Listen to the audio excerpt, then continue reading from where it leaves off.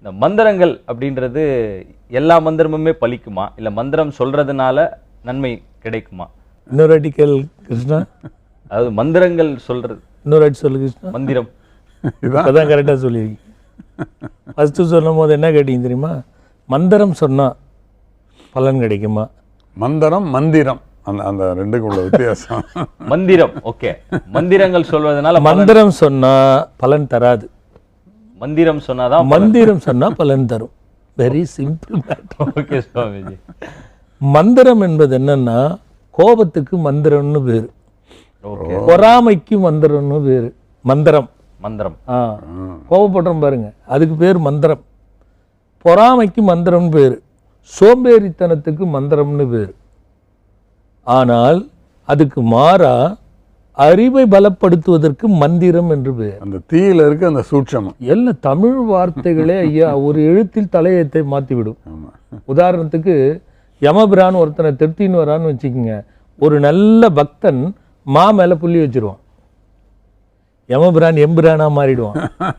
நல்லா இருக்கு.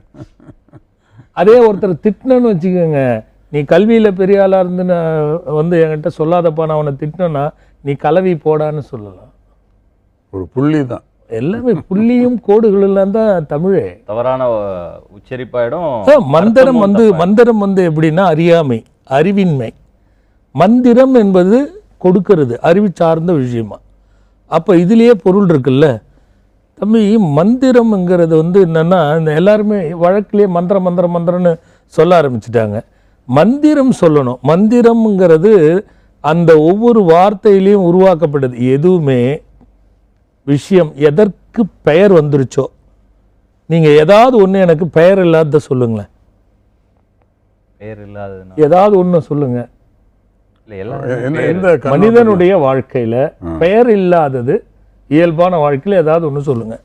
எதுவும் இல்லை சுவாமிஜி. எல்லாத்துலயும் ஏதாவது ஒன்று சொல்லிடுங்க பார்ப்போம். எனக்கு தெரியல சுவாமிஜி. உங்களுக்கு ஐயா உங்க அனுபவம். எனக்கு தெரியல. யார் அனுபவத்திலே இருக்காது ஐயா. எதற்கு பெயர் உள்ளதோ அதுக்கு பொருள் உள்ளது. மந்திரம்னு ஒன்று வந்துருச்சுனால அப்போ அது உள்ள பொருள் இருக்குதுன்னு தானே அர்த்தம். நாம் இயல்பாக வாழற வாழ்க்கையில் பெயர் இல்லாத, அதுதான் கற்சலையில் என்னையா சக்தி இருக்குது, அதை போய் கும்பிடுறீங்க அப்படின்னு நம்ம ஆளுங்க கேட்பாங்க.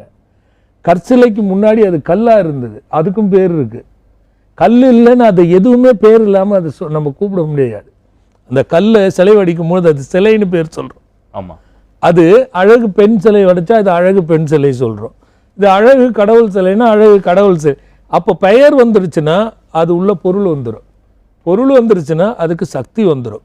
அந்த மாதிரி எந்த மந்திரம் யாரால் அதை உருவாக்கப்பட்டது.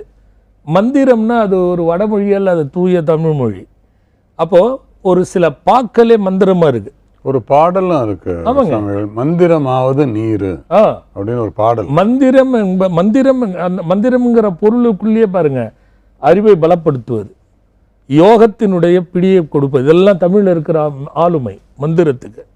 அப்போ ஒரு சொல் உருவாகுதுன்னா, அருணகிரிநாதருடைய விஷயங்களெல்லாம் எடுத்தோம்னா அந்த தமிழ் உள்ளே போகும் பொழுது, பாமன் சாமி விஷயங்கள்லாம் எடுத்தோம்னா அந்த தமிழ் உள்ளே போகும் பொழுது, அவர் எழுதியிருக்கார் பாமன் சாமிகளை பார்த்தீங்கன்னா, ஒரு பந்தம்ங்கிற ஒரு பந்தத்தை எழுதியிருக்காரு. அந்த பந்தத்தில் பார்த்தீங்கன்னா உயிரும் மெய் எழுத்துக்களே இருக்காது, ஆனால் ஒரு பாடல் இருக்குது.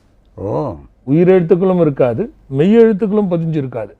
வாசகம் ஒரு பாடலாகவே வடிச்சிருப்பார். அப்போ அவர் எவ்வளோ சிந்திச்சிருக்கார். எத்தனை வரிகள் உள்ள பாடல்? ஒரு 4 வரிகள்.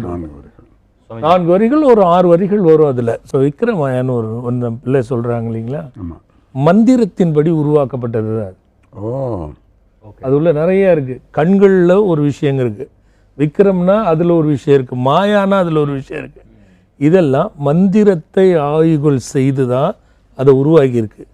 அது எனக்கு தெரிஞ்சு ஒருத்தர் வாங்கிட்டாங்கன்னா, சாமி அடுத்து ஒரு 4-5 கொடுங்க அப்படின்னு கேட்டு தான் வாங்குவாங்க. நீங்கள் இப்போ நான் பாருங்கள், நம்ம நிகழ்ச்சியில் கூட நான் அதை பற்றி சொல்ல மாட்டேன். அந்த பிள்ளை சொல்லவே ஏதுவாக இருக்கிறதுக்காக சொல்ல. இல்லை, நானுமே சொல்ல நினச்சேன். உங்களுடைய இந்த ஆன்மீக விஷயங்கள், உங்களோட ஆய்வுகள், இந்த விக்ரமாயா போன்ற விஷயங்களை எல்லாம் ஒரு நூலாக எழுதுவதன் மூலமாக நம்ம பேட்டி பார்க்குறவர்களுக்கு நம்மளுக்கு நன்மை நடக்கும், நேரில் சந்திக்கிறவர்களுக்கு அது நன்மை இருக்குது. நேரில் வர முடியாதவர்கள், இந்த மாதிரி காலை நேரத்தில் இந்த நேரலை பார்க்க இயலாதவர்களுக்கு அந்த புத்தகம் ரொம்ப உபயோகமாக இருக்கும். அதனால் உங்களுடைய ஆன்மீக விஷயங்களை, விக்கிரமாயா போன்ற விஷயங்களை நீங்கள் ஒரு எழுத்துப்பூர்வமாக ஒரு கல்வெட்டாக நீங்கள் செய்யணும். நான் அப்படின்னு வந்து நான் அதை விரும்புறேன். நான் ஆய்வு செய்ததில் குறைஞ்சது ஒரு 60லேருந்து 100 விஷயங்கள் இருக்கு. இதை ஒரு நான் விஷயத்த ஒரு பக்கம் 2 பக்கம் சொன்னாலுமே நம்மளுக்கு இல்லை, அந்த ஆமாம், புத்தகம் அதுல அளவுக்கு இருக்கு. அது விஷயம். தாராளமாக அது எண்ணத்தில் இருக்கு. எல்லாத்தையும் போட்டுட்டு கடைசியாக வச்சுக்கலாம் அப்படின்னு இருக்கு. அது லாஸ்டா இருக்கு. ஸோ மந்திரம் சொன்னா வந்து பலிக்கும் அப்படின்னு சுவாமிஜி சொல்றாங்க. மந்திரம் சொன்னா பலிக்காது, மந்திரம்.